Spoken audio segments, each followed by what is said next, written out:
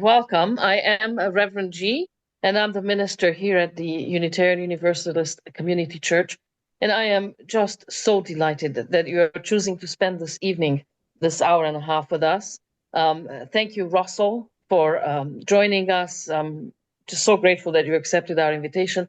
And Bruce, grateful that you will be facilitating this conversation. And Deborah for keeping it all together, making it happen. Just a couple of words about who we are. We are a community. Our roots reach all the way back to Christianity, and today we are spiritually unlimited. We are free thinkers, we are doers, we are serious about social justice. We believe that we need not think alike to love alike. So among us, there are Buddhists, Christians, recovering Catholics, agnostics, Wiccans. We know how to focus on that which we have in common, as opposed to focus on that which separates us. And I think that's what the world needs just a little bit more of today. The other thing I like about us, you never need to check your intellect at the door when you enter a Unitarian Universalist community. So that is us. We also delight in bringing together groups of people to educate ourselves, to expand our consciousness. And this evening, our Thoughtful Thursdays are such an occasion. And we usually invite speakers who are very inspiring and who we believe that a lot of people would be fed by, spiritually fed by. And to bring this to you, this, of course, comes with some costs. So if you are able to donate, we would thank you for that. So we can bring to you more and more of these programs that you find inspiring and helpful to you. And the way to donate, you can do it online. You can send a check. Here on the screen, you see how to do that. So whatever you can give, we're grateful for. But it is most important for us that you come. If you can give, good. If you can't, it's also just wonderful. So without further ado, I'm going to hand it over to Bruce, who is going to take it from here with Russell. Thank you all for coming again. Well, thank you, Reverend G. And again, I'm Bruce Fetzer. Glad to join all of you tonight. I have the pleasure of dialoguing with Dr. Russell Bishop tonight, a respected colleague and mentor, really. We'll be discussing elements of his newest book, From Self-Talk to Soul Talk. It outlines principles and processes to awaken to an abundant, loving life. I'd like to start actually with a personal testimony. Some 40 years ago, I happened across a series of seminar series called Insight Transformational Seminars. And it's a series of seminars basically to help me to awaken to love and then to actually live from the heart.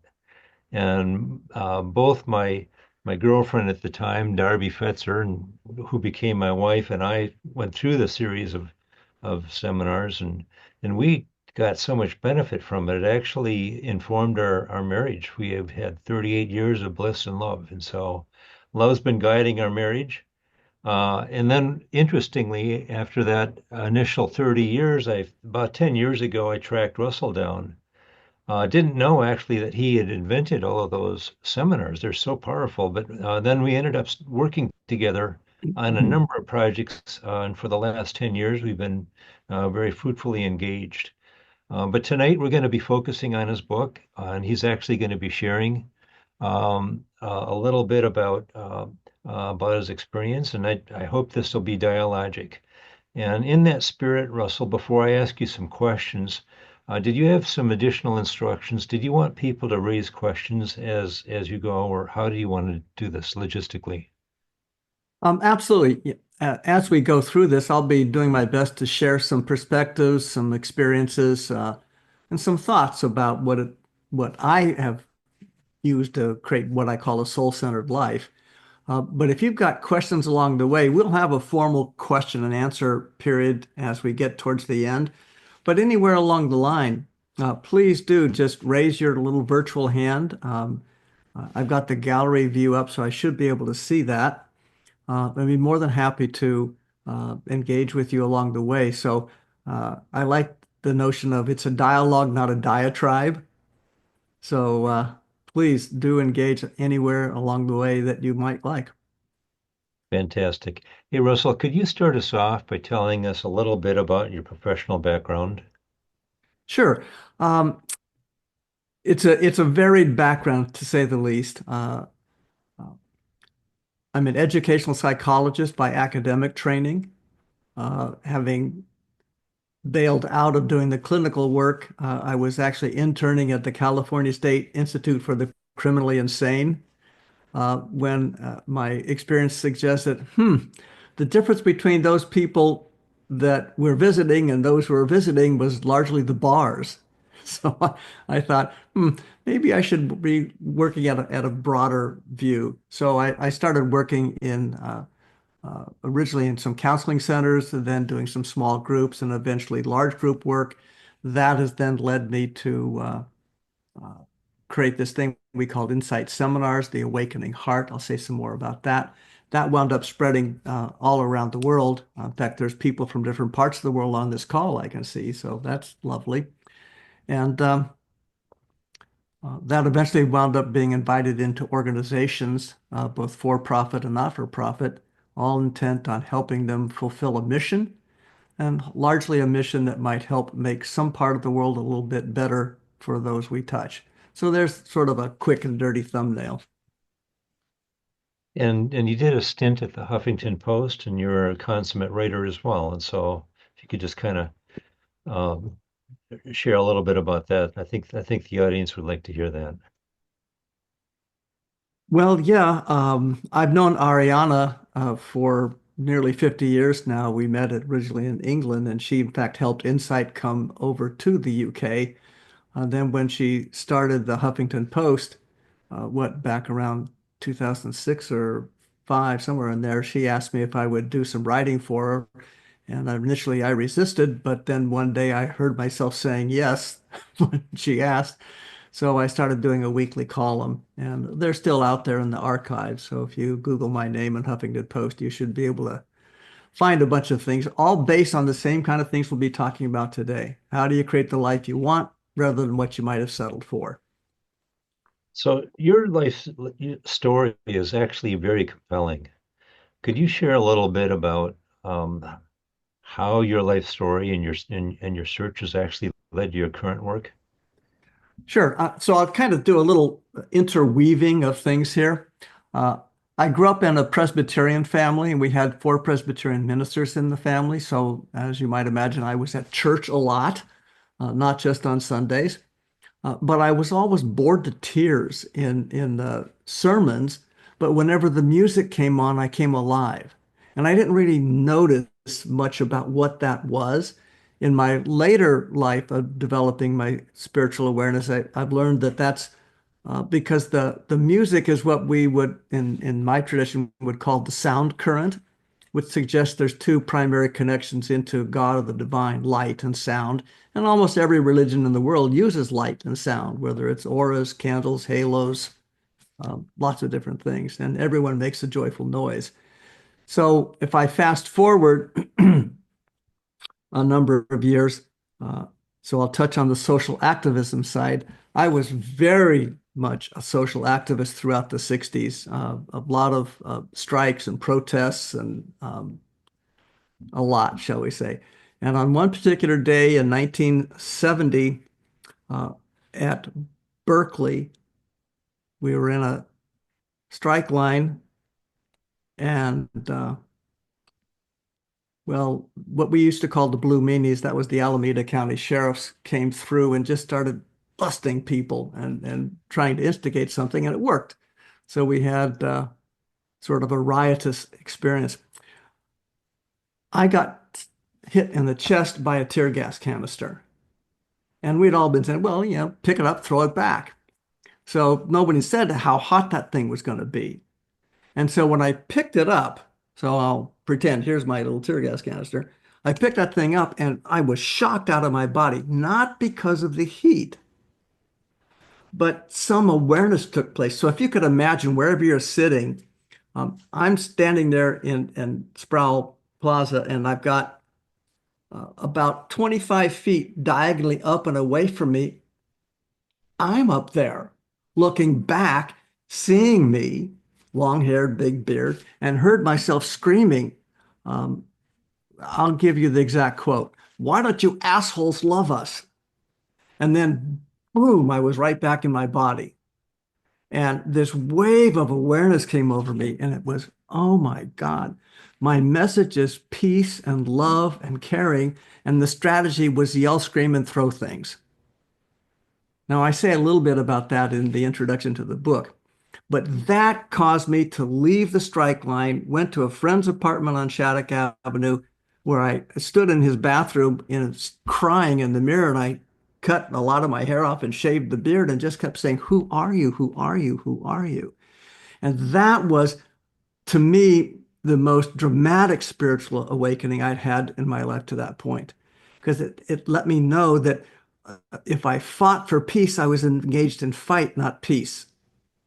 And so I still carried forward in my social consciousness. I was working for a lot for the betterment of other people, but I began to try to do it through a heartfelt response as opposed to an anger response. So that's a background a little bit. That's a fantastic entree actually into your book. And so let's move into that from self-talk to soul talk.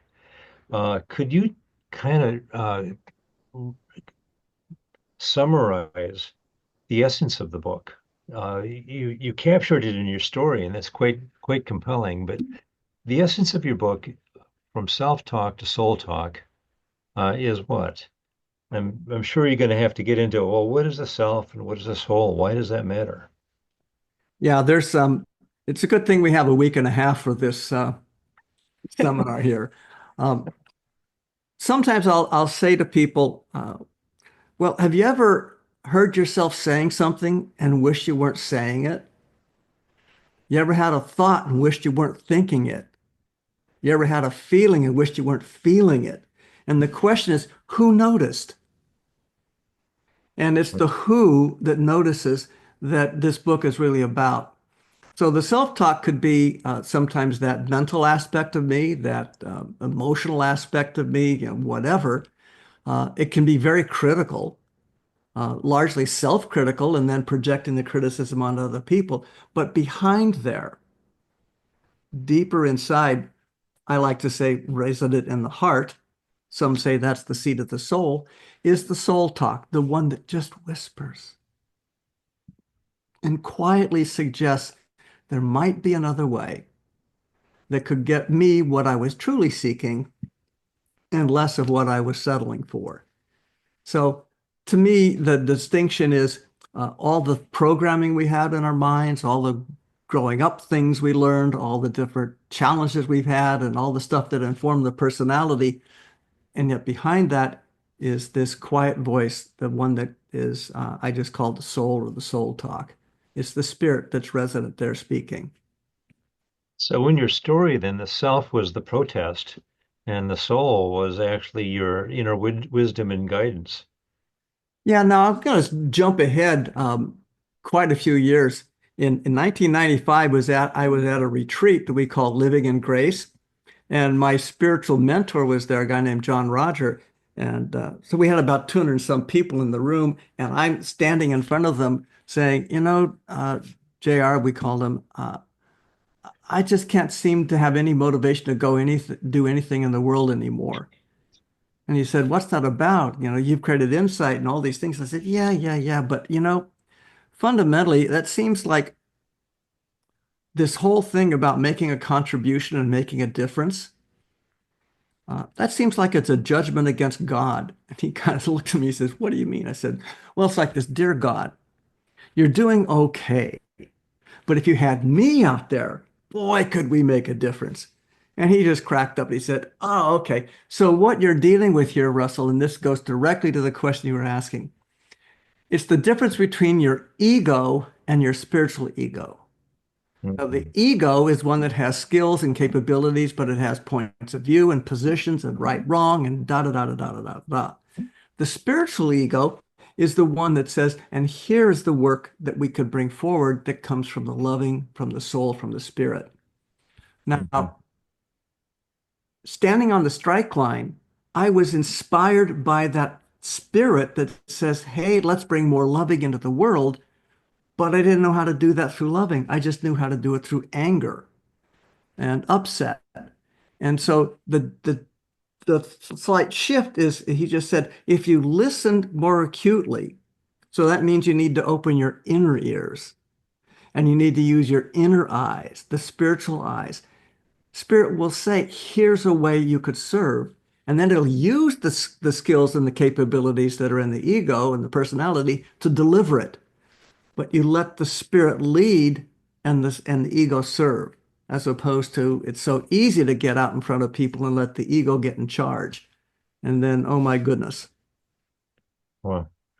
I like so many things about your book, but one of the things I like the most is how clear and practical there's a structure to this because we can't all wait for these apparitions or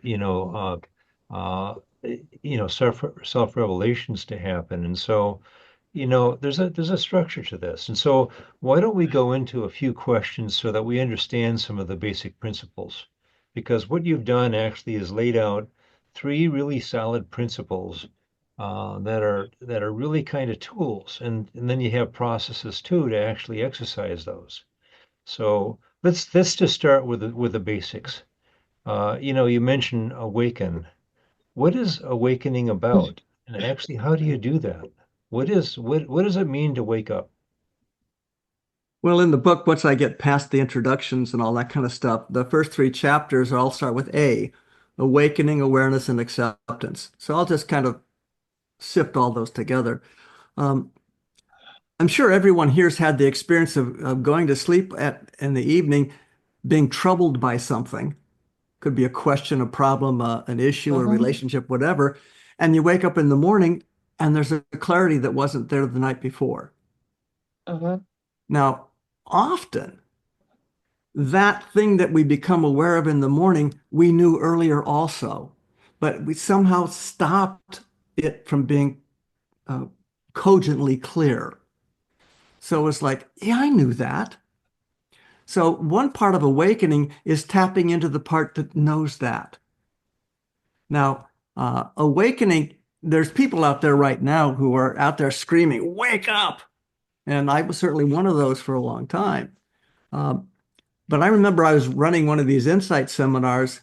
We had, I don't know, 100, 200 people in the room. And John Roger, my mentor, was facilitating this with me. And on a break, he said, Russell, you seem so irritated and frustrated. What's going on? And he said, goodness, JR, they're so slow to wake up.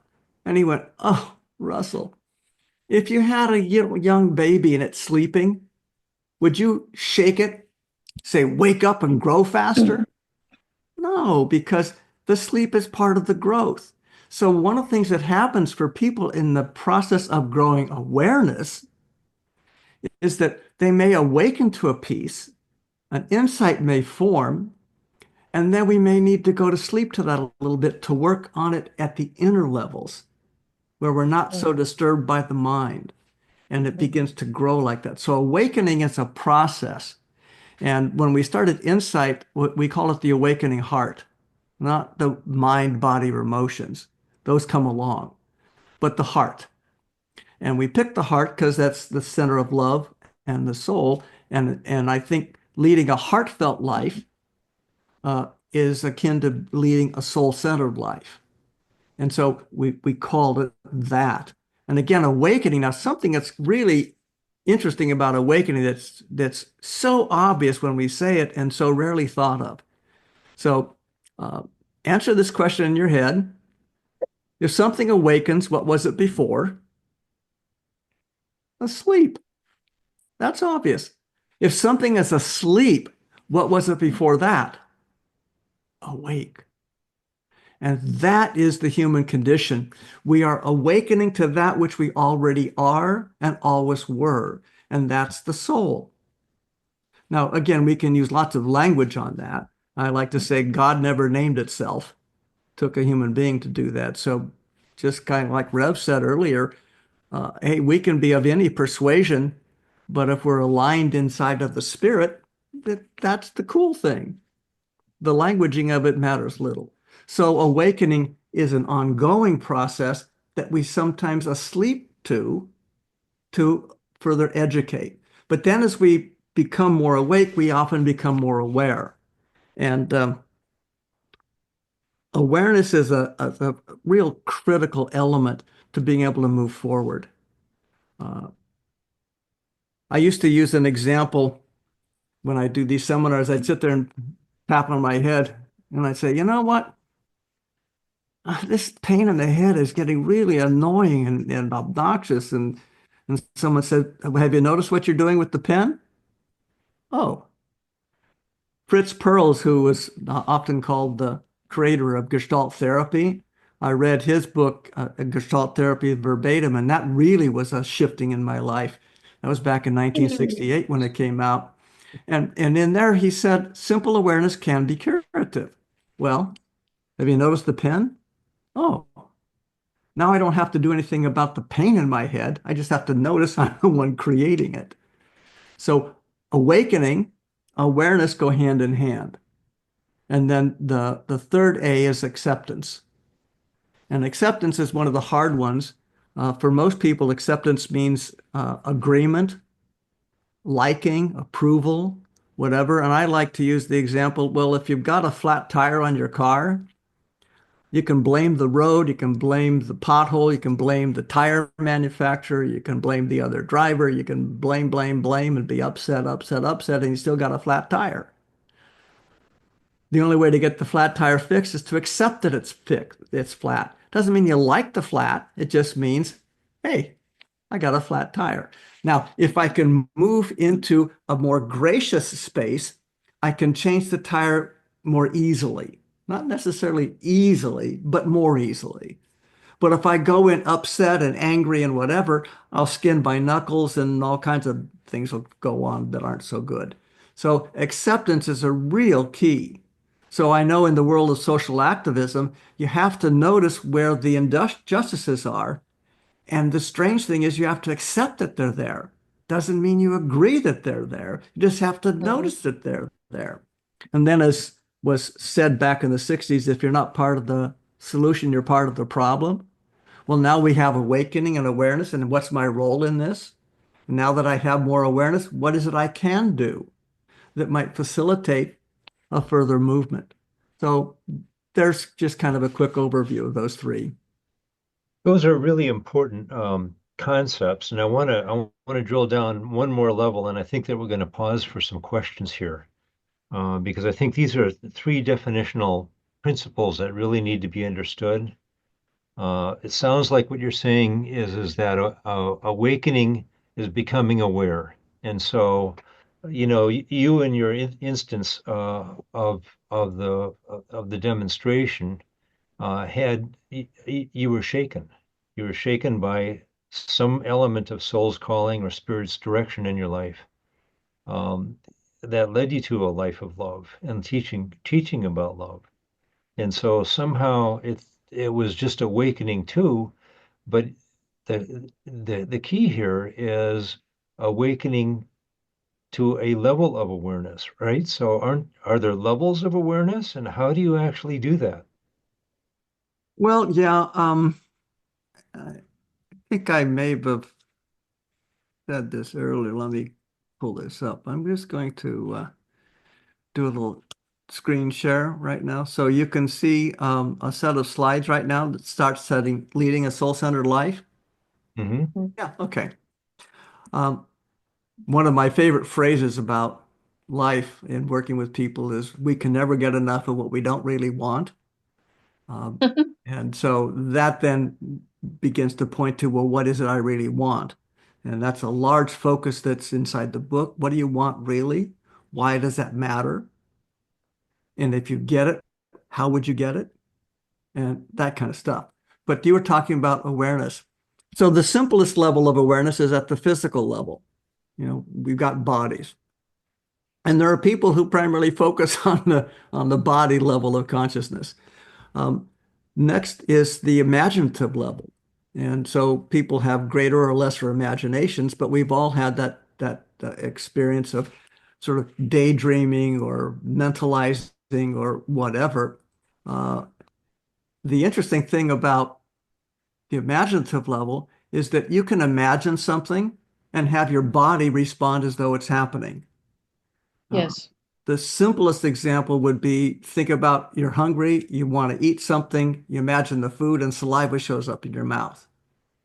So that's what goes on for everybody. Whether we notice it or not, doesn't matter, that's happening. Another layer is at the emotional level, sometimes called a causal level. A lot of our grief in the world stems from emotional imbalance and emotional overreaction.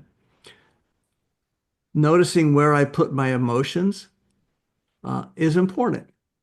Mental level is at that level of thought. Now, you just start there. You can think a thought, have a feeling start to show up with it, imagine it going off the rails, and all of a sudden your body's engaged in something you may or may not want.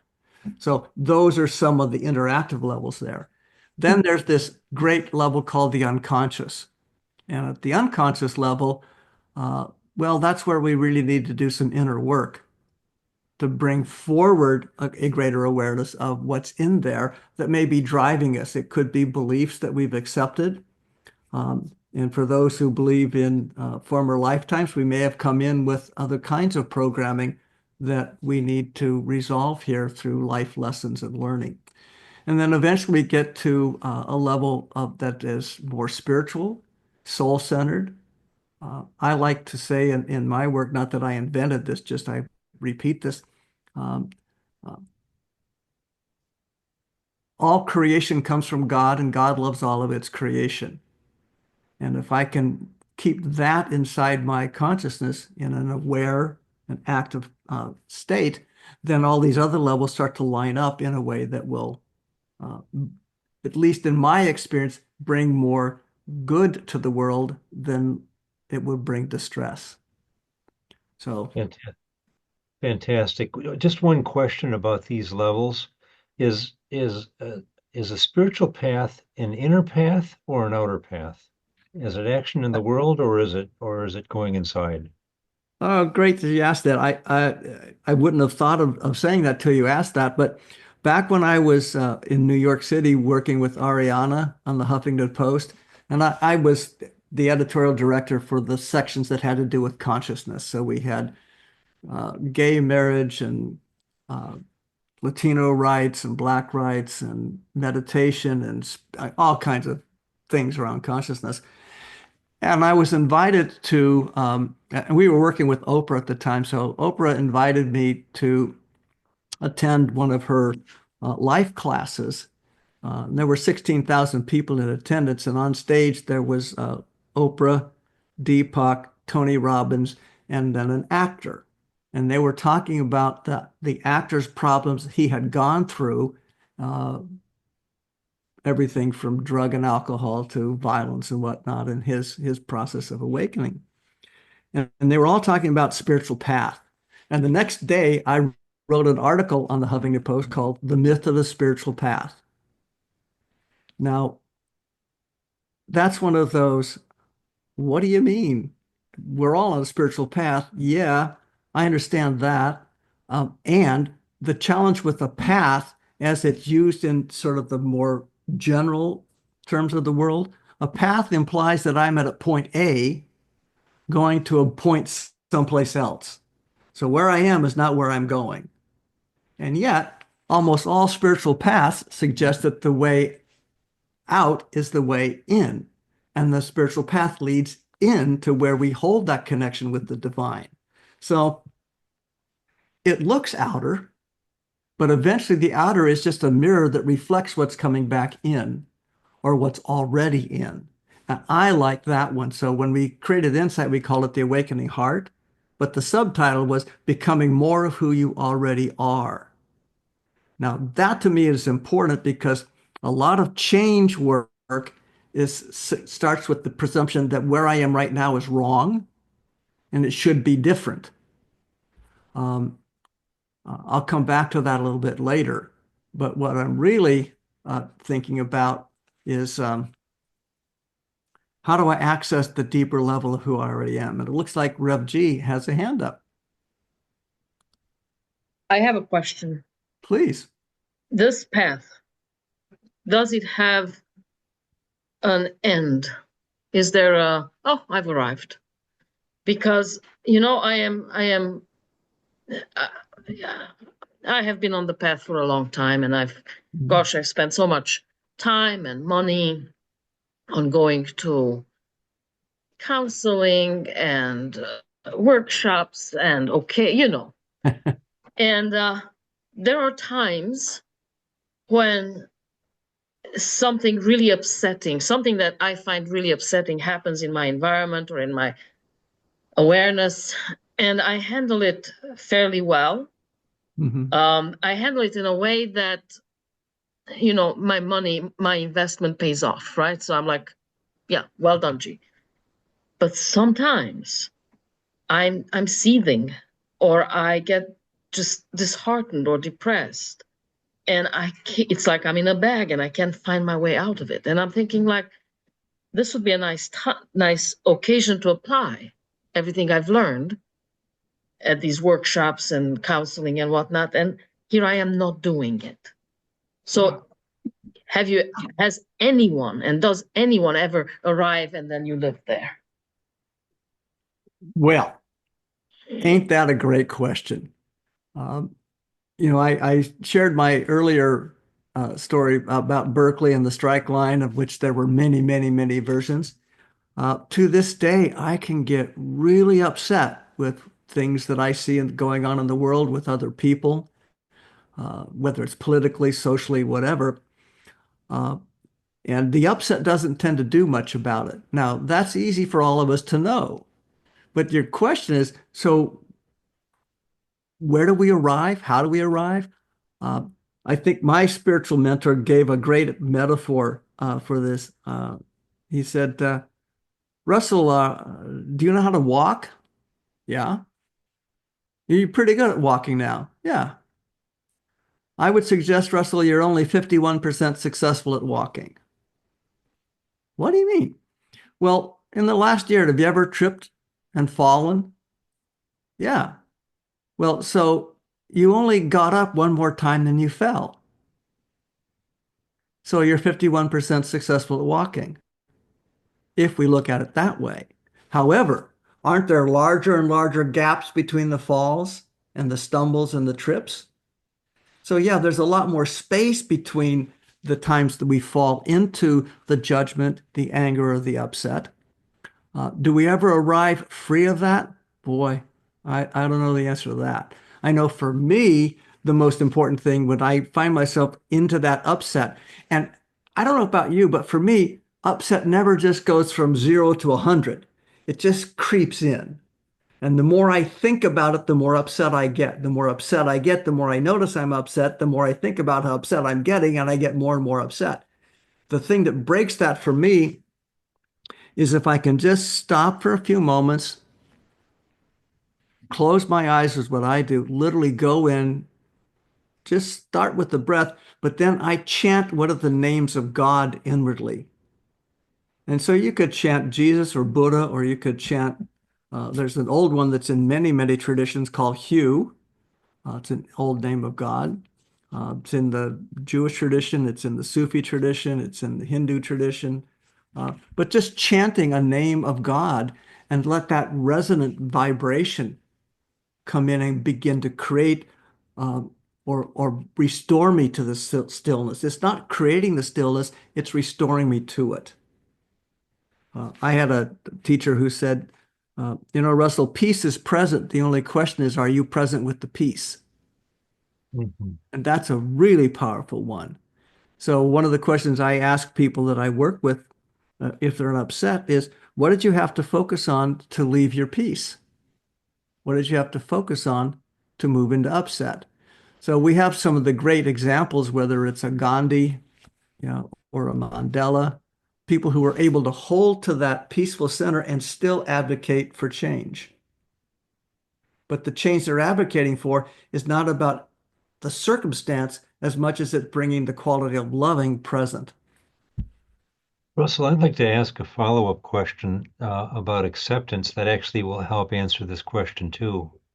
You know, you'd mentioned we're mastering now awakening and awareness and acceptance, and you defined acceptance. But could you answer what's the difference between judgment and discernment, and as a practice, and how would that help with our ability to respond versus react? Yeah, that's a great one. There's a judgment has an emotional quality to it. Discernment or evaluation is simply an observation. So, example I like to use a lot. Any of us right now are probably in a room someplace where we have a light bulb, a lamp of some kind, and you turn the light on and there's more light present. You could look at the sun and it's a lot brighter. Well, is it judgment to say the sun is brighter or the lamp is less so? That's an evaluation. But if I go, that damn lamp isn't bright enough, now I put something on it that's in the judgment phrase. So as soon as we put the judgment in place, we got a problem. And for me, the thing I've learned through my spiritual progressions over the last 50, 60 years, um, judgment goes against the essence of who I am as spirit. Now, I shared earlier that notion that all creation comes from God and God loves all of its creation. All of us came from God and God loves all of us. And that goes over to the people on the wrong side of the social justice or injustice spectrum, the political spectrum. As soon as I judge another person, then I'm fundamentally judging the divine. You are bad is different from they did something that was bad. But when I condemn them, I've then judged the essence of spirit within them. Well, now that's a problem because in my lexicon and sort of context, we're all connected at the level of the heart spirit. So if I judge the spirit in you, which I don't never say, well, I'm judging your spirit, like I judge you, I've just judged the spirit, that then disconnects me from our connection. And now I fundamentally judge the spirit inside of me. And so until I can go into a level of forgiveness, forgiveness not for the behavior, but forgiving myself for having judged. I forgive myself for having judged you. I forgive myself for having judged myself. And then I can end with, I forgive myself for forgetting I am divine.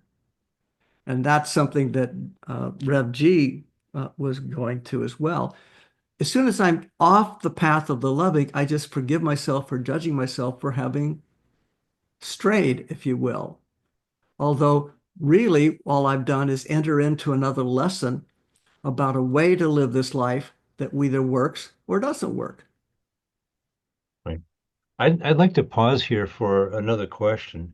We've talked about three principles that are kind of the cornerstones, you know, awakening, awareness, and acceptance.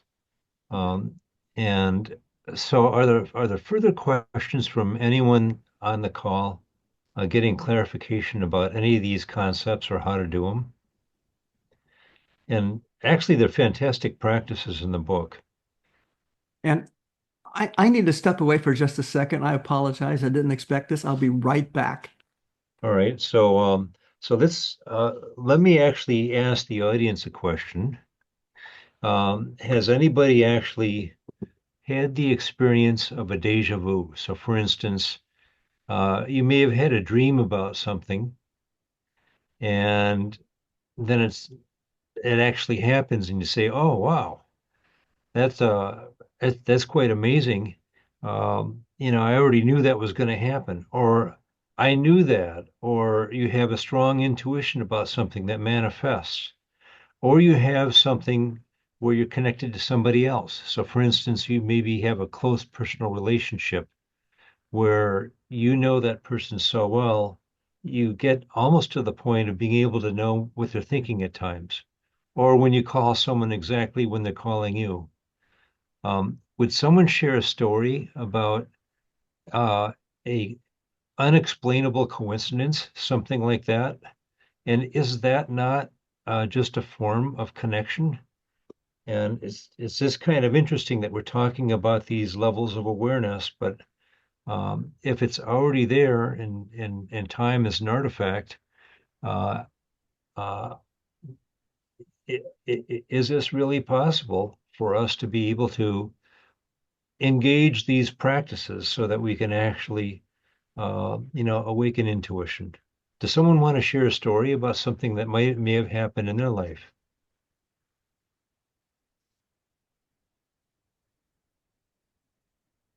I see a raised hand. Deborah, can you help with that?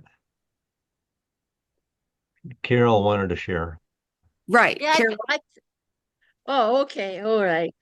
So the one that was really impressed upon me, Wookie, be quiet, was I had gifted my dad with a gift to Hungry, and I had just come out of an insight seminar.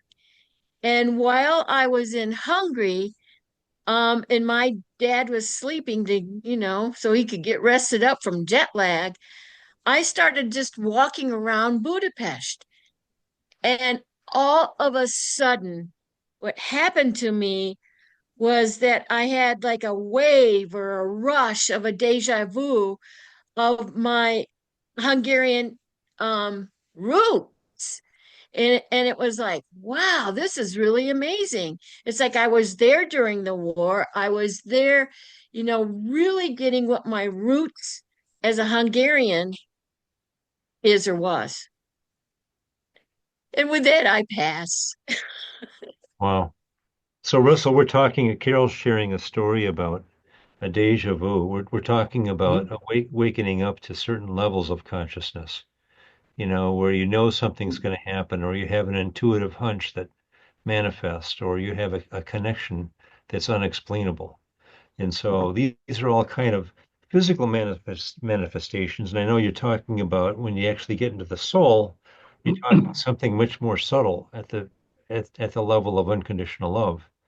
But it's all part and same of the same equation, right? You go through these practices by doing this inner work, more of this happens in your life.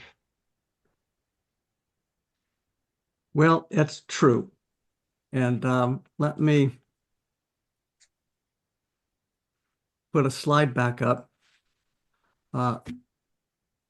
This is a very powerful little question that a wonderful woman named Frances Hesselbein, she passed away about 2 years ago now. She was, I think, 105 when she left us. I had known Frances since the early 80s. She worked with Peter Drucker, and she ran the Drucker Foundation for nonprofits. And I did a lot of work with her. And I had a period of time that went maybe 10 years, 12 years between seeing her. And I was in her New York office back when I was working with Ariana. And we hadn't seen each other again for 10, 12 years. And she looked at me and she didn't say, "Oh, Russell, good to see you. How are you? What are you up to? What's new?" She asked me this question: "What are you seeing that's not yet visible?" And wow, that was a huge, well, it was tiny with huge. It's like the last click of a combination lock and something opened. Now, again, that was about 2011, 2012. Now, back in 1978, Insight had been underway for about 8 months, 9 months. I wore really thick Coke bottle glasses. I was just shy of legally blind without the glasses. And this procedure called radiokeratotomy was a clinical trial, and somehow I got into that. And the radial keratotomy, they put little slits in the cornea, it flattens the lens and puts the focal point back to the optic nerve to oversimplify the thing. And I was meeting with John Roger the day before, and he said, well, you know, Russell, the problem with your vision is now physical, but the source isn't. And I said, well, that's interesting. What do you mean by that? He said, well, for years you've been struggling to see with your physical eyes things that you can only see with your spiritual eyes. Wow. That began a process for me of learning how to facilitate, to counsel with people, to work with people. And as I mentioned earlier, the spiritual ego informing and the human ego following. This was a big part of that, is learning how to just let vision come to me and let the sound come to me, to hear what someone might be saying underneath what they're saying out loud, and to get a sense of things. What are we seeing that's not yet visible? It is visible if we look to the eyes of the soul. And so that to me is a real big part of what this is about. And I don't know if I answered the question you were asking, but that's the one that I came up with. That's absolutely fantastic. Let's move on. I want to make sure that we reserve time enough for questions, but I want to get to a couple of tools. We actually outline, your book is just chock full of tools and practices, but I wanted to just touch on a couple of them. Okay. Just to make sure, and then we'll go to just general questions. I'd like to cover affirmation, and then we'll get to ideal scene, but let's start with affirmation. This is really a very powerful tool, in my opinion. But if somebody actually wanted to use this tool, let's start with some definitions. What is an affirmation? How do you create one? How do you use it? Okay. So I have a little sign up there that's got these words, inspiration and aspiration. And I'm just going to quickly hit on that. Inspiration is a word that comes from the Vulgate Latin, inspirare. And that word in its original use meant literally to be breathed by spirit. It didn't mean something else out there inspired me. Spirit infused me with awareness. An aspiration is a divinely inspired goal. So if we then think about that relative to what you're talking about in terms of affirmation and visualization, ideal scenes, one of the things we now know from all the great work that's been done in neuroscience, that when you hold a thought, there's a part of your brainstem that's called the reticular formation. It's about the size of your pinky. And this job is to filter information. So as you're sitting in the room, wherever you are, there's a dominant color in that room. And if I ask you what the color is, you might even have to look, because while on the call, you haven't been paying any attention to the color for the most part. As soon as I mention color, the reticular system says, oh, color is important, and now notices. And if I said, look around the room and find any instances of red, as you look, if you find red, all the other colors go into the background. And that's how fast this filtering device called the reticular system works. So you've seen it in real life. If you ever thought about buying a new car and you can narrow it down to a brand, all of a sudden you notice those cars all over the place. It's not like they weren't there before, but they weren't important enough to notice. So an affirmation is a positive statement about an experience you wish to have more of, however you frame it in the present tense.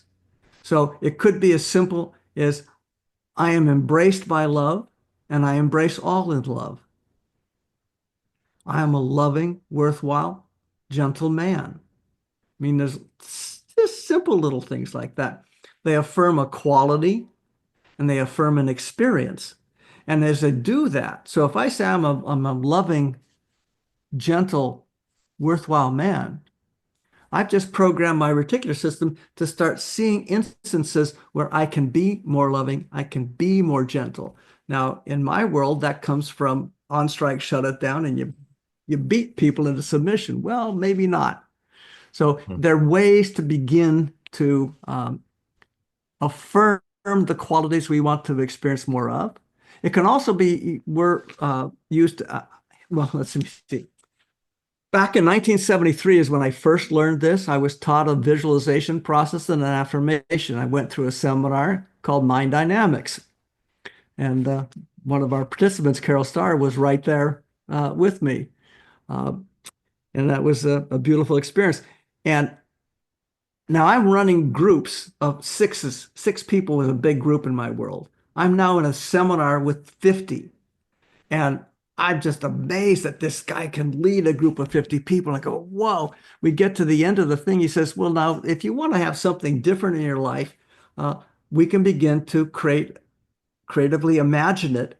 And so imagine having a movie screen inside your mind and see yourself the way you'd like it to be. So in my case, I saw myself standing in front of groups of people. I heard people saying thank you. I felt good about myself. And I heard people saying how much they had benefited from it. And then I created a little affirmation that ran like the crawl you'd see on a news program. And the affirmation was one of the world's dumbest affirmations based on what I know now, but it simply said, I'm strong, confident, and in control of my life, doing what I want to do when I want to do it. And that's what I was seeing on the screen, helping people, loving people, having people appreciate that. It was a matter of less than 2 months that I was then running those same seminars that now had 50 to 100 people in it. Now, how did that happen? Well, you have to see yourself in it, and you have to feel the experience of it to then tell the reticular system, let's find that. And it starts to filter the other things out and filter those in. Now, in the book, there's sections on that. There's on how do you use creative imagination? How do you do creative visualization? How do you do ideal scenes? There's a lot of stuff like that. Looks like Rev G is with us again. Deborah, could you help with the raised hand? Yeah, well, As the- Rev G, he called on Rev G, so Rev G, do We'll you, go to Leslie. Yeah. All right. And Leslie. Okay. All right. So I'm thinking as I'm talking. I think our affirmations also like a double-edged sword. What happens when you affirm something, you feel it, never happens, never manifests. Can you give me an example? Sure. I have a cerebrospinal fluid leak, and I've been struggling with this for 5 years now. Mm-hmm. I have had a number of surgeries, procedures. I always have to go to LA for surgery and for any treatment. And at this point, I'm afraid to affirm it anymore because I'm back to it all the time. I keep developing new leaks.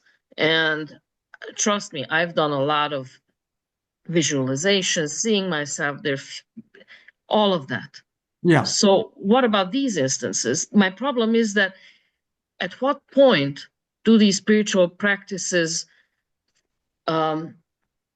seep into spiritual malpractices? Yeah, I got it. I got it. Mhm. So let me say two things. The first thing I'm going to say is, if you would like to work with me on this privately, I would be more than happy to see if I can lend any assistance in this. So I am taking you up on it then. beautiful. So here's the primary directive in all this is that when we are seeking to control a physical level, we may or may not be aligned with what Spirit's going to allow. But when we seek to control our expression and our acceptance of it? I need language now. Where did English go? When we are seeking to control our experience of what's going on, that's the thing we most have control of. Now, when we start to look into this question about the spinal, that's got a lot of energetic components to it. There's probably in my lexicon a karmic layer to that. But the most important thing I can do is affirm that I'm okay with the condition I have. And I give it permission to move as it will. If it doesn't change, I'm still okay with it. So it's how do I stay okay as opposed to I would be okay if this physical thing changed. Now, again, I can do some more with you independently, but the general thing is we want to affirm the quality of experience. One of the things that I like to do, and I learned this from my wife, and my wife, by the way, will make available to any of you a free session to create an ideal scene, if you'd like, an ideal scene about how you're experiencing any aspect of your life. But we always like to say two things at the beginning of any affirmation or visualization process. The first is this or something better for the highest good of all concerned. Because when I put a demand that something be changed, that may or may not serve my highest good or anybody else's. So this or something better for the highest good of all concerned. And the second thing that's really important is I am experiencing miracles as my seemingly impossible good is happening now. Now, that's where we could get to where you were talking about that little danger slide over on the sharp edge. The I'm experiencing miracles might be I find myself completely free in the condition I have, even if the condition doesn't change. Right. So again, I'm happy to work with you privately. Leslie Kroll has a raised hand and she's unmuted. Hi, Okay. Leslie. Hi, Russell. I'm Leslie, and I met you at Carol Nitre's house when you were here with Conscious Conversations. Yeah. Back in Kalamazoo, right before you got married to Inez. So that was fun to meet you and her. Anyway, so my parents are also here, Ron and Nancy Kroll, but they have my name on their I must have not changed I must have used their iPad. So anyway, so I had a question about affirmations. I bought your book, I read your book, I love your book, and I have used affirmations, and I actually have them on my ceiling, on my bed. So when I sleep, right before I go to bed, right when I wake up, I see the affirmation, and I mean, it's been really helpful and useful. And so I'm just wondering what this idea is about the 33 days with affirmation. Yeah. So most of the time when we're affirming something, we're asking to change a quality of experience. But the experience may have been embedded over at least weeks, if not months, if not years, if not lifetimes. So to say, okay, I'm a warm, loving guy once and leave it, not going to make much of a dent. The thing that I was taught with that visualization I shared with you about facilitating and back from 1973, what I was told, and I write this in the book, is you want to do that every night just before you go to sleep. So you're in bed and you run through the affirmation and the visualization. So what are you affirming? What are you imagining to be the quality of experience? And you go to sleep on that. That starts to program the inner state to start bringing forward to you through the sleep state access to other soulic information that can be useful. When you wake up in the morning, you do it again just before you get out of bed. So you're still in that sort of twilight zone. Just go back inside, run the visualization, run the affirmation. I suggest doing it at least 3 or 4 minutes, but bare minimum, do a minute, not just once. Give yourself some time to get in there so the energetic starts to come in. And if you do that every night and the next morning, and you do that for at least 33 days, I mean, there's a lot of discussion. Is it 32? Is it 36? Who cares? But the idea is to do it consistently. So you begin to build a habitual response inside that is moving you toward that experience and toward that outcome. Okay, that makes sense. Thank you. Yeah. Russell, I'd like to follow up on G's question and statement earlier. Earlier in the book, when you talked and introduced acceptance, you had a quote in there I really love that said, "It's not what happens to you, it's what you do about it." And Yeah. so, this actually cues up the question that I'm going to say because, we funded lots of programs in mind body health, for example, and one of the things we had to deal with was guilt, where people would pray for things or they would visualize things or they would, affirm for things, and then they would judge themselves as a bad person if that didn't happen. So, they would use it as negative reinforcement to run a script in the back of their head that says, "Well, I'm a bad person anyway. That's why I'm sick and I can't get better." And Yeah. so, talk a little bit about again reacting versus responding, and at what level actually leads to the a resolution. Sure. At a practical level, we're all going to die, and it's very disarming to have any physical malady. I've been there myself when I've not been feeling well. So go ahead. I just Well, wanted to cue that up. It's not what happens, it's what we do about it. yeah. So I put the forgiveness slide up just because I think that's really critical when we get into things like guilt and resentment and judgment, whether I'm judging my own condition or somebody else's. So I'll just leave that as a little background. It's not what happens to you, it's what you do about it. Uh, I have a friend who lives part-time here in Santa Barbara and part-time um, in Hawaii. If you were to see him, he looks grotesque beyond belief. He's in a wheelchair. Uh, uh, he used to be a cable car gripman in San Francisco. He was riding his motorcycle to work when a laundry van ran the red light, crashed into him. His gas tank exploded. He had one of those helmets on with no face guard. It burned his face off. He had no gloves. It burned all of his fingers off, and he wound up in a pretty severe state, shall we say.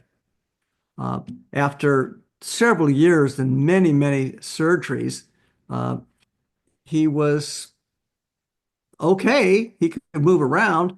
He wound up moving to Greeley, Colorado, where he became the mayor. He said it was in a landslide. He got all 11 votes. He was a pilot at that time. He was taking off to fly his plane to Washington, D.C. for the annual mayor's conference. Something went wrong. The plane crashed, and now he wound up paralyzed. So his name is Mitchell, W. Mitchell. That's his website.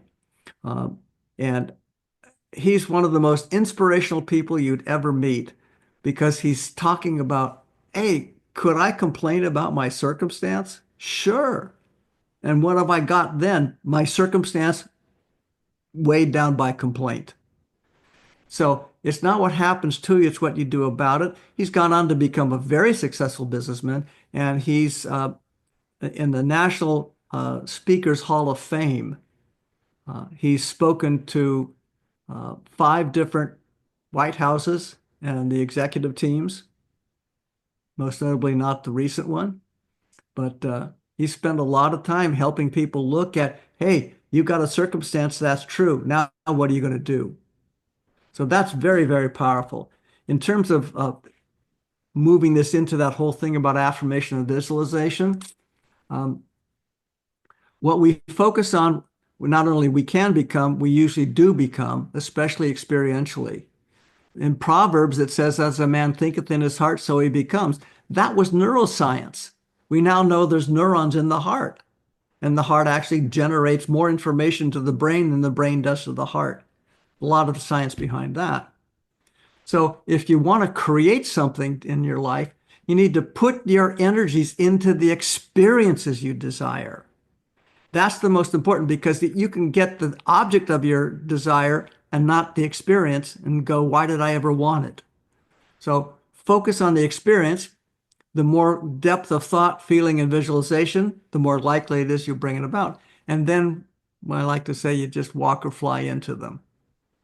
So there's a lot in there in the book about how that works and how that really works with comfort zones and the process of change. Can we move on to, I know there's going to be some questions here, but let's move into ideal scene because, this whole idea about tools is living our inspired life. And so talk to us about this. What is an ideal scene? What's the structure of it? How do you actually take direction from the soul instead of the self? The how do we get guided by spirit as opposed to our ego? Yeah, so there's several. Oh, you're muted, Russell. You muted. Curious. Several Okay. things about that. Um, an ideal scene is calling on your ability to imagine a set of circumstances in which you have a set of experiences. And the most important part of that is the experience you wish to have. Now, in Insight seminars, when we get to the last day, we have this exercise we do called What Do You Want? What experience are you looking for? How can you get it? And we'd ask people, so what are some of the things that people want a lot of in life? Job, money, house, car, whatever. So who wants more money? Most people raise their hands. Okay, great. So let's imagine that you're focused on money. So now ask yourself the question, what positive experiences would you associate with having enough money? And I don't mean I can travel or I can buy more things. I mean, what are the experiences? So again, I've done this with thousands and thousands and thousands of people all over the world. And it's almost always the same. When we ask, what's the positive experience you associate with enough money? People say, I'd be free, I'd be secure, I'd be at peace, and things like that. And so we can say, well, do you know anybody or know of anybody with a lot of money and they ain't very secure and they're certainly not at peace and they certainly aren't free? Well, yeah. And you can go to the other side. Do you know anybody with no money and they are? Do you know anybody with a lot of money? They are free and secure and peace, and somebody with no money, so it's not a question of three units of X produces 4 units of Y. It's really about learning to affirm the quality of experience we're looking for. And in the book, there's that whole exercise about, well, let's look at this. What do you want? What experience are you hoping for? And then what we start to affirm is the experience. And the reason that's important is that if I say, well, I want 2 units of this because then I'll have all this experience, spirit may be going, oh God, I had this other big thing in mind for you, but you chose to focus on this little thing. And now how do I get this big thing into that little thing? Focus on the quality of experience and see your life enriched, full, vibrant. And then you start to find all kinds of creative ways to come into it.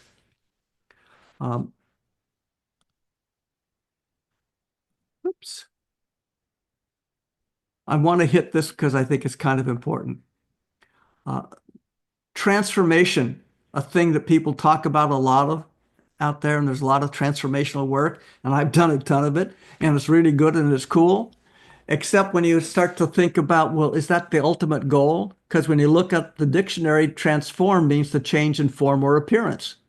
I like to say, so imagine you've got an old 1968 Volkswagen, but you've always wanted a Ferrari.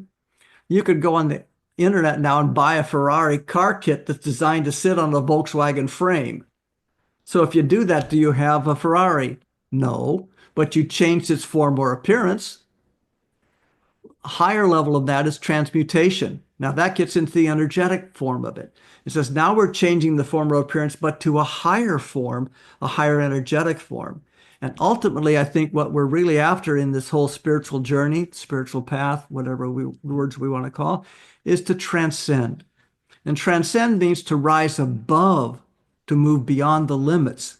And the second definition is to triumph over the negative or restrictive in our world. And that's, I think, what we're really hoping to attain is that ability to rise above. Now, I like to say light will lead if we're willing to open the eyes to see, and it's both the inner and the outer. So I want to make this slide before we go away, because if you go to, well, you can email me, anybody, about anything, and there's the email. You can buy my book. There's a link to that. If you'd like a free session with me, like I suggested for Rev G, just go to russellbishop.com, contact, and you can book something directly to my calendar. And it'll adjust for your time zone, so don't worry about that. And if you want to do an ideal scene session with my wife, Dr. Inez Bishop, there's her email, and just email her, and she'd be more than happy to set something up with you. So, I'd have to say that I've done that a couple of times with Inez, and she's extremely gifted. Russell's very intuitive, but she's just kind of a step beyond. She also does spiritual work as well. She's a chiropractor, so I wholeheartedly recommend and endorse her her authenticity as well as amazing results. And so, Russell, that's very generous of you to be able to do that. And so we'll keep this as a reference, I think, can we, Deborah, in the talk itself, if people want to click and play the talk, they can also get information about how to contact Russell. But I'd like to open at this point to questions. And I have to warn you in advance, if you guys don't ask questions, I'll ask you questions. We covered a lot of ground here. It's been really good food for the soul. I would also recommend, if you haven't bought the book, to take the plunge and actually, it's a fantastic guide. It's just very clear and practical. It's got a lot of good tools in there that you can do on your own, or you can do it with a friend. And so you may have questions, you may have comments, you may have applications that you notice in your own life. I mean, just really free at this point. Any comments, questions, clarifications of any kind, personal experiences, I'd love it. So I have a question, and this is kind of might be baiting a question other people have, is understandably, people have a passionate commitment about certain things. So for instance, in politics, things are changing very rapidly at this point. And so what's the difference between reacting and responding? And do I feel, maybe I'm angry about something and I feel justified by being angry. What's the difference then between approaching that through acceptance versus just merely action? Well, again, acceptance just starts with the realization that something is the way it is. It doesn't mean we like it, agree to it, or agree to have it continue. It's just absolutely noticing the tire's flat. Now, what are we going to do about it? And that's where the reaction part is built into us in all kinds of ways, whether it's, and we can get into the whole neurology of it, fight and flight and all that kind of good stuff. But it's also programmed over the years as we've learned to react to situations that it's almost hardwired now to just react emotionally, however it is. Response, though, is a function of choice. And so responsibility, Fritz Perls coined the phrase or the frame of responsibility as the ability to respond. So in any given situation, the first thing we need to look at is how is that going? And is that something I'd like to be different or be engaged in? And if I want to engage in it or I want to have something be different, well, what can I do about it? Now, I have another book I wrote a long time ago called Workarounds That Work. It was a business book, but it started with the notion that said, in any given situation, there's a section of that situation that you have control over. It's usually pretty small. Around that are areas of which I'm concerned, but I don't have control, but I might be able to influence the world. And outside of that, it's just the environment, it's how things are. and I can't control it. I can't influence it, but I can respond to it. Right. And that's a real critical factor. If you take the tiny circle of control, if I'm not exercising my control, I don't have a prayer on anything else happening well. If I have done what I can go to you, hey, Carol, things are kind of goofy over here, I think. I'm kind of concerned about it. And here's what I've been able to do to make a difference. Do you have any ideas? And we start to engage each other and we begin to influence each other about what we might do together.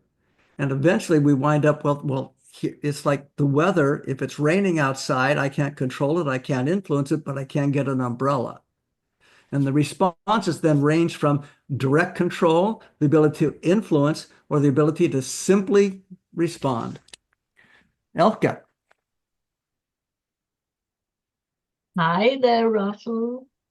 Wonderful to be with you yet again. You've been a guiding light in my life for longer than I care to admit. No, it's nearly 40 years since you facilitated my first Insight One way back in London. And you've been guiding and supporting me with your wisdom and just love all the way. And that has been my guiding light, making sure that loving is the only thing that matters and everything else falls apart. And that's what I'm doing now is I'm doing the DSS, the Transcendent Leadership one. And it's just making sure that I don't get stuck here, but that, like you keep telling me, look at the picture. What is it that you are after and focus on that. And I just want to say a huge thank you for doing all you're doing to everybody. And you have done for me for, ages. Love you and love Ines. Thank you, my darling. Thank you. God bless.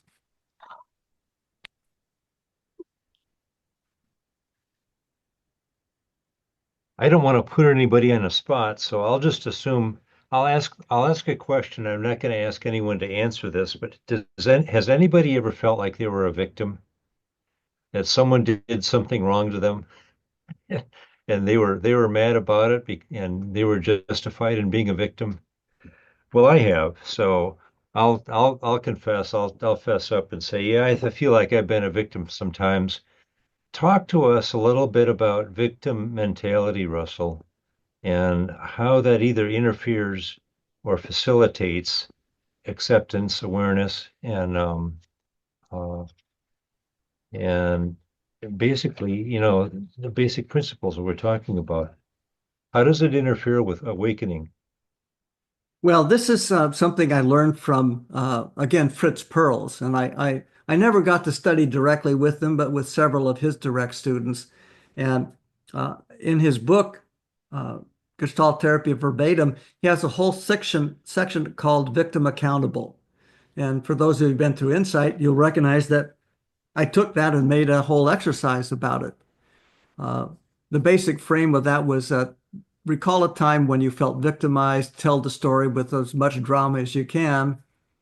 Now stop and tell the story again from the point of view of accountability, which said, did I do anything to directly create that experience? Did I do anything to promote that experience, which you could call provoke? So I'm sure we've all provoked arguments at one point or time or another.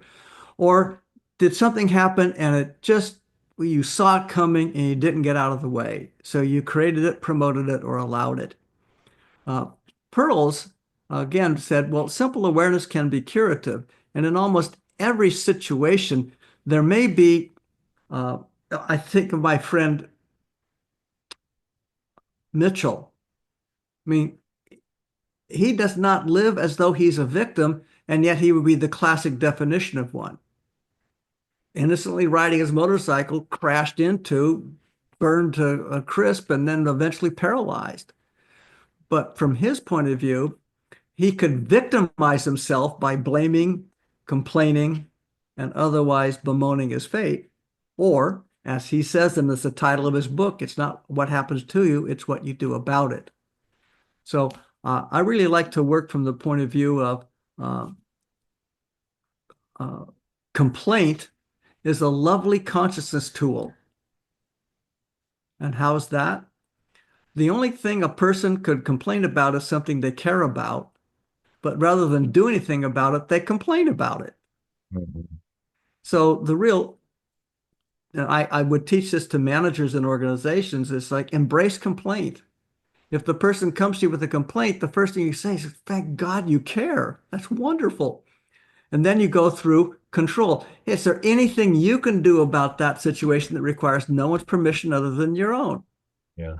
Could you do something if others were involved? Well, how could you make that happen? And so, the vogue term of the last decade is agency. So what this it recognizes that we're all agents in our own ability to create and to move and to make choices. But if we don't exercise that, we then move into the victim even more than we were already victimized. So what choices can I make that might open a pathway that I could walk through a door that otherwise I might not have seen? Well, Russell, I think that we're about out of time, and your wisdom is absolutely bountiful, and your heart is very generous. This has been extremely beneficial to me. And just before we go, Okay, wait, yeah, one more hand. Yeah, we Go have ahead. I one see more question. Ronaldo. Yeah. Ronaldo, Hey, Russell, can you hear me? I can. Yes, sir. That's fantastic. I've been driving, so it's been a little bit. I didn't want to miss the talk. I just maybe a statement and a question. Number one, to me, it's always a wonderful opportunity every time I get a chance to listen to you, and I just reminisce and reflect. Part of my life experience this time around. I go, how interesting that me, this vato from the neighborhood, all of a sudden meets this other gentleman and finds what at first appearance seems like we have nothing maybe in common. And then as we get to know each other, such incredible similarities in terms of perceptions, feelings, experiences, heartfelt responses to what's going on in our lives and world. And I always consider myself incredibly blessed to have met you, to know you, to hear from you. Is my first comment. The second comment is when you mentioned something about this experience of this hot canister and your response to it. It reminded me of sort of an experience or a recollection I had because as we are basically multidimensional beings, sort of having a recollection of being an anarchist at one point, and all of a sudden, being involved in all of that, and coming from a place of like wanting to do so much good, and as a result of that, in that particular lifetime, I caused or was involved in the death of my own son, and trying to do so much good and destruction. That destruction brought about the downfall and the demise of the only son I had, and which I love so much. And it's just like it really cracked an egg in terms of my own consciousness about that. I wanted to mention that. I also wanted to thank all the people on the line.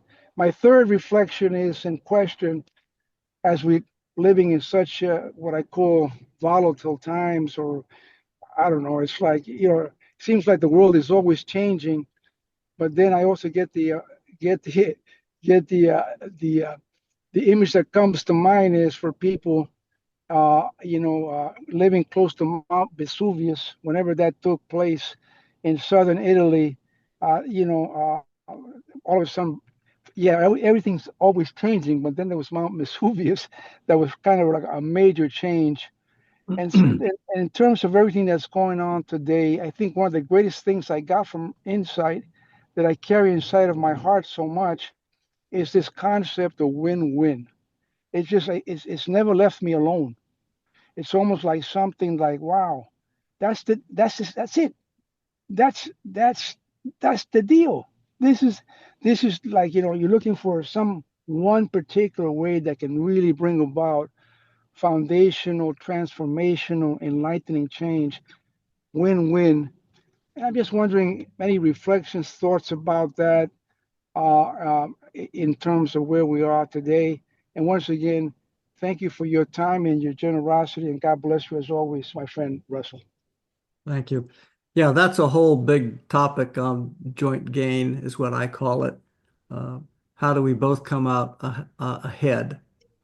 Um, so I think that would be grist for another mill, but good one.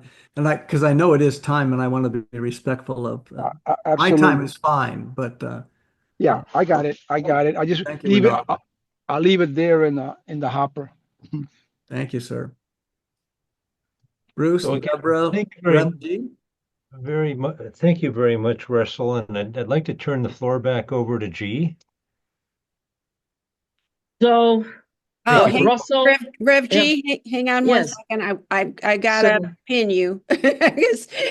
So let me get back to you. Okay.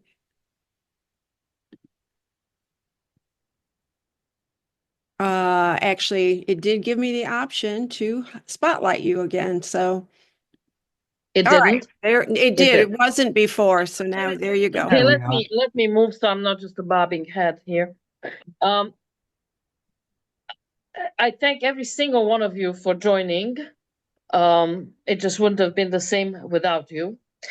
And it is my hope and wish that you have got at least half as much out of it as I have, because then you're walking away very fulfilled and inspired. It's been a long time, Russell, that I have enjoyed something, and I have been so easily engaged into any experience. It's been a long time. So I'm just so very, very grateful. Again, Bruce, thank you for making it happen. You did a fantastic job facilitating. And to the rest of you, yeah, Leslie, you're applauding, and for reason. And to the rest of you also, we will be emailing you, and you will be able to stay in touch through emails. We will let you know when we have upcoming events and what they are, and then feel free to join in as your interest inspires you. Again, if you are able to donate, we welcome you. We welcome your donations, but in any case, most important for us is that you attend on the 20th. And here Deborah is sharing our upcoming events. So if you are here in town, you can also join via Zoom this next Sunday. We have a service where we focus on a newcomer, so you will have a little introduction into Unitarian Universalism and the community in particular that we are here at our church. On March 15th at 6 p.m., we're going to have an Irish celebration. We will have a band, because it's good for us to come together and just have fun. And we are Unitarian Universalists, we're serious about working, and sometimes we forget to have fun. So we're making sure that we salt and pepper some fun in there. On Saturday, March 22nd, we will have a workshop at the church from 9 to 12:30 p.m.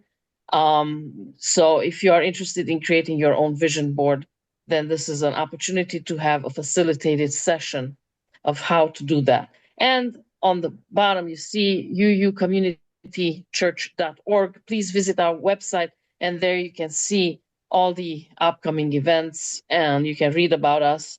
And if it's right for you, come back. Russell, thank you. All of you, thank you so very much. Have a most wonderful evening. And there's one thing that I live by, that I very truly believe, that we can do together what we cannot do alone. And that's why it's important for us to come together. And Russell, for being part of this particular fabric today. Thank you. My great pleasure. Happy to do this anytime with you. And I do encourage you in your email to everyone to put the donation link. We Because do. I know this takes, I encourage everyone to donate. Thank Thank you you. for that. And yes, we do. There will be at the bottom of the email, there's always a big donate button. So we do appreciate it. Sweetness. Thank you. Good night. Thank you, everyone. God bless you. you all. You too. Thank you, Russell. Thanks, Russell. Oh, wonderful. Thanks, Bruce. Thanks, G. Welcome.